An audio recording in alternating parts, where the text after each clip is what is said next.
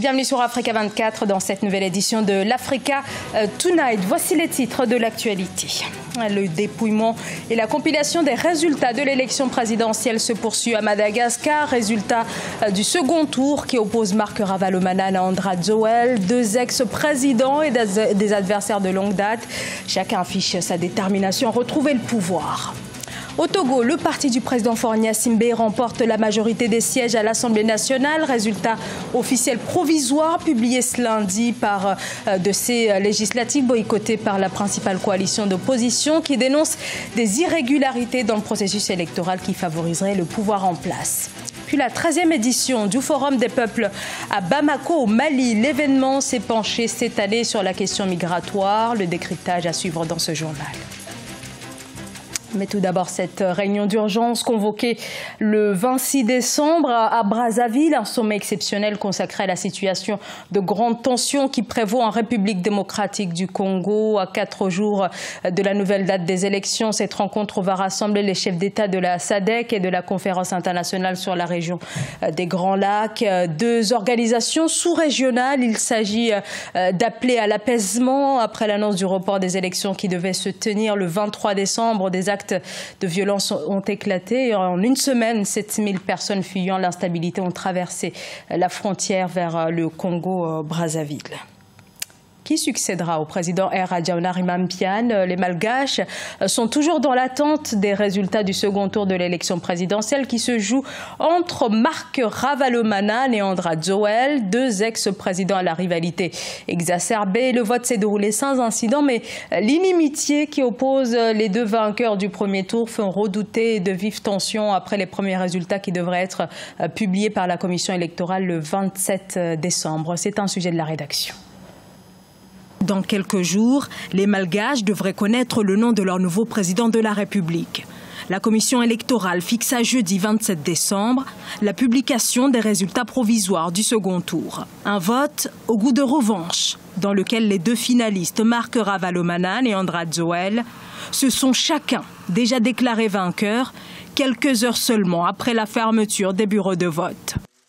Il y a une espèce de désaveu par rapport à ces deux candidats, à mon avis, puisqu'ils ont un peu boudé les urnes, les électeurs. Mais c'est parce que justement, la population malgache, qui représente quand même, selon les indications de la Banque mondiale, 90% vivent sur le seuil de pauvreté, c'est que la population est lasse. Un duel qui oppose deux ex-présidents et adversaires de longue date. D'un côté, l'ancien président Marc Ravalomanana et de l'autre, Andrade Joël. Andrade Joël, l'homme qui l'a renversé en 2009 à la suite de grandes manifestations. Pour les observateurs, la rivalité et l'inimitié qui les lie pourraient déboucher sur une nouvelle crise politique. Évidemment, des déclarations très dangereuses pour la stabilité de Madagascar. Absolument. Vous voyez que c'est ces deux fortes personnalités qui font le jeu politique à Madagascar depuis une vingtaine d'années.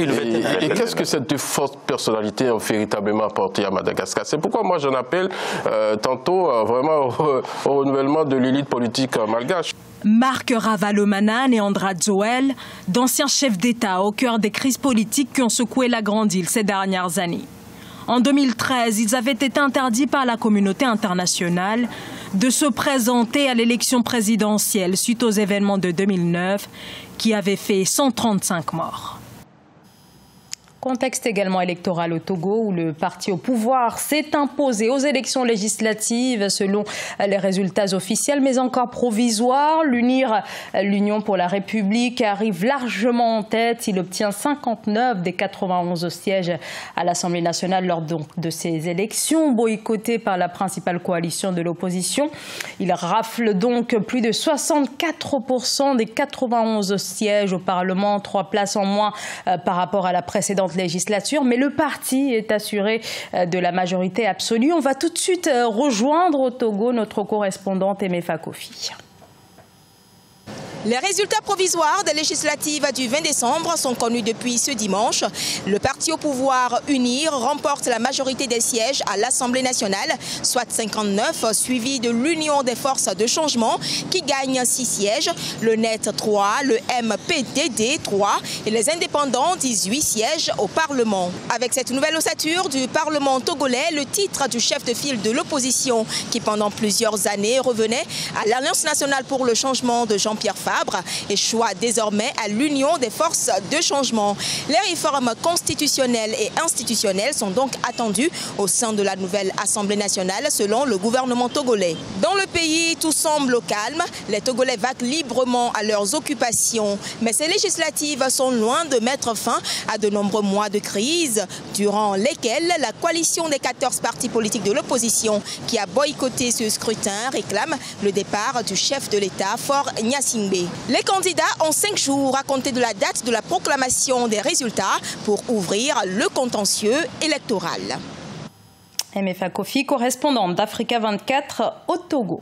La très attendue monnaie unique également dans l'actualité. La question était l'un des sujets abordés lors du 54e sommet des chefs d'État et de gouvernement de la CEDEAO à Abuja au Nigeria. La CEDEAO, région où le franc CFA reste la monnaie la plus utilisée chez les francophones. Un groupe de travail pluridisciplinaire serait actuellement chargé de plancher sur les contours du projet de cette monnaie unique. Un défi de taille dont la concrétisation est prévue à l'horizon 2020.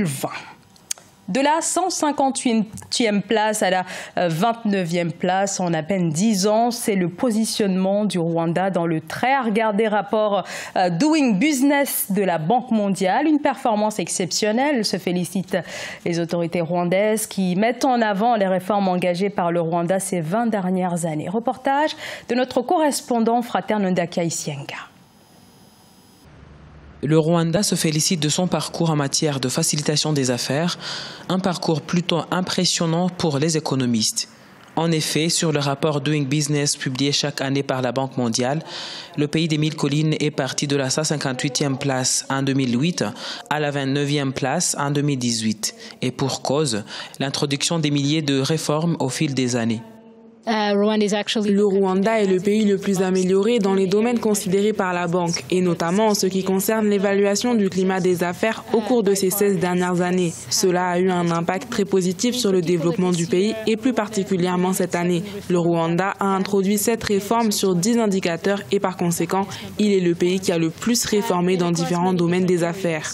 Certaines des réformes introduites par le Rwanda avaient pour objectif notamment de réduire les coûts de démarrage pour les nouveaux entrepreneurs, augmentation des infrastructures, révision du coût d'électricité et l'accès au crédit. Et pour les autorités rwandaises, les réformes ne vont pas s'arrêter. La partie la plus importante de notre plan d'action cette année est de mettre un accent particulier sur les indicateurs où le Rwanda n'est pas bien coté. Et l'un de ces indicateurs est l'octroi des permis de construction. Dans ce secteur, nous sommes à la 106e place et nous ne voulons pas l'accepter. Et c'est pour cela que pendant les 5 prochains mois, nous allons nous concentrer sur les permis de construction.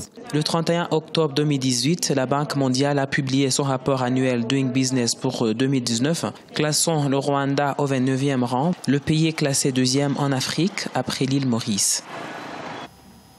La question des migrations au cœur de la 13e édition du Forum des peuples à Bamako, une thématique qui fait écho à l'actualité avec la récente adoption du Pacte mondial sur les migrations, premier pacte de l'histoire censé assurer des migrations sûres, ordonnées et régulières par le biais d'une coopération internationale. Un texte qui revêt un enjeu capital, notamment pour le Mali, État instable, l'un des pays d'où ressortent de plus en plus de migrants illégaux à destination notamment de l'Europe. Reportage Mokhtar Bari.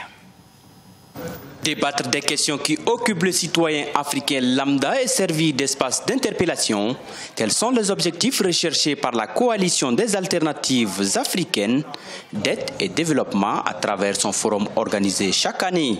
Pour la 13e édition, les participants venus de plusieurs pays d'Afrique, mais aussi d'Europe, réfléchissent sur les questions qui minent le continent. Parmi les questions de l'heure, la migration qui figure en bonne place.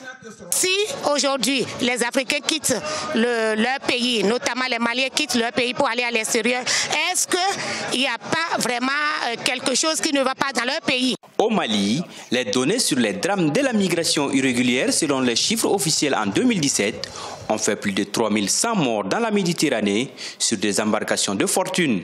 Le pacte mondial des migrations, adopté le 19 décembre 2018 par l'Assemblée générale des Nations unies, est une lueur d'espoir pour nombre d'observateurs africains.